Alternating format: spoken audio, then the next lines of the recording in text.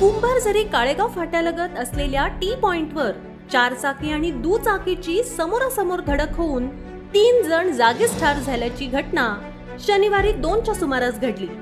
या प्रकरणी अमोल साळवे यांच्या फिर्यादीवरून टेंभुर्णी पोलीस ठाण्यात 4 चाकी गाडी वाहन चालकाविरुद्ध गुन्हा दाखल करण्यात आलाय। याबाबत मिळालेली माहिती अशी, कुंभारझरी रोडवर काळेगाव फाट्यानजीक कुंभारझरी रोडने येत असलेला 4 चाकी चालक नंदकिशोर प्रकाश चव्हाण यांनी भरधाव वेगात निष्काळजीपणाने वाहन चालवत मोटरसायकलीला धडक दिली।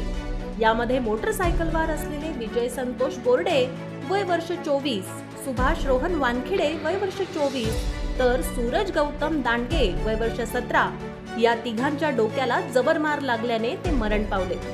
दरम्यान त्यांना तातडीने ग्रामीण रुग्णालयात दाखल केले असता डॉक्टर अमोल वाघ आणि डॉक्टर प्रवीण उगले यांनी तिघांनाही मृत घोषित केलं।